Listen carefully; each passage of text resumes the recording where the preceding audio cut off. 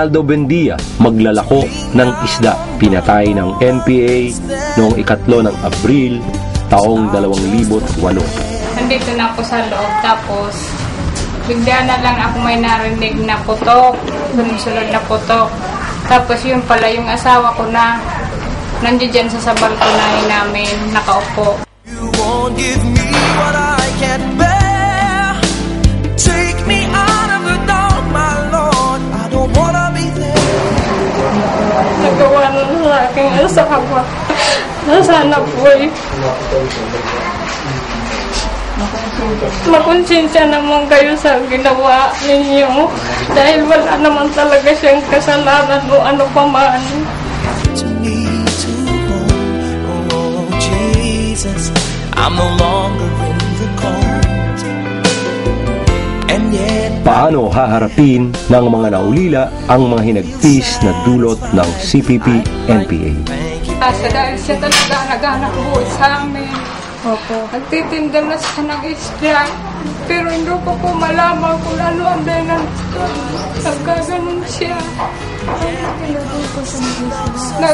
Naglalako ng isda sa mga bahay-bahay. Mabuti siyang tao. Wala man lang akong nabalitaan na kagalit niya. Talagang mabuti siyang tao. Marunong talaga siyang makisama sa mga tao. teach me to trust in you with all of my heart. To lean Kaano kasakit at kahirap ang mawalan ng mahal sa buhay at maulila dahil sa kasakiman ng CPP-NPA. Sama pa kami buhay pa siya. Ito ngayon, parang hindi ko makayanan ang lahat. Pinagpilit ko na lang talaga lang sa aking mga anak.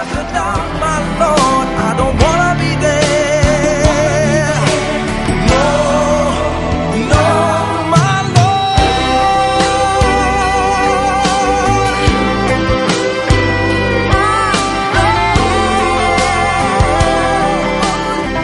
Pasang mo ng daigdig.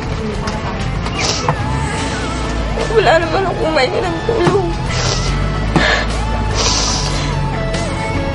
Wala dito yung magulang. Hindi ko kapag yung pagkain namin. Tapos magkukuha niya.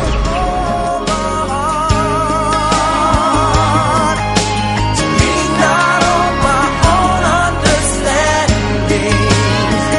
I just forget you. Paano makakaahon ang mga pamilyang umaasa sa mga pinatay ng CPP-NPA?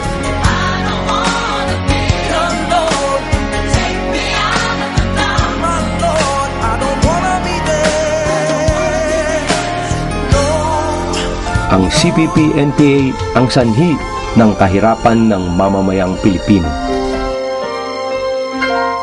Bakit kaya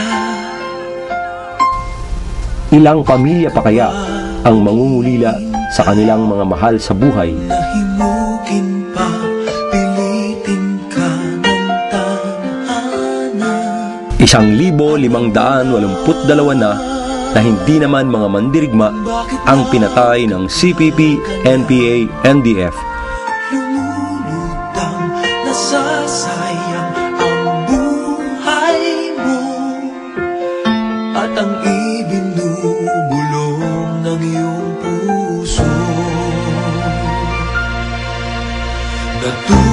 Natutulong pa ang Diyos, natutulong Ang ginagawang pagpatay ng mga CPP-NPA-NDF sa mga sibilyan ay paglabag sa kanilang karapatang pantao. Ayon na rin sa 14 na pahina ng Alson Report, base na rin sa mga dokumento ng CPP-NPA-NDF, marami silang ginagawa na hindi naaayon sa international humanitarian law. Ang iba sa mga biktima ay armado o sibilyan na nakikilahok sa kaguluhan. Ang pagpatay sa mga naturang individual ay paglabag sa pandaigdigang batas. Ang hindi pagsunod sa tamang proseso ng pagsasakdal ay paglabag ng CPP-NPA-NDF sa international humanitarian law. Hustisya para sa mga biktima ng malawakang pamamaslang ng CPP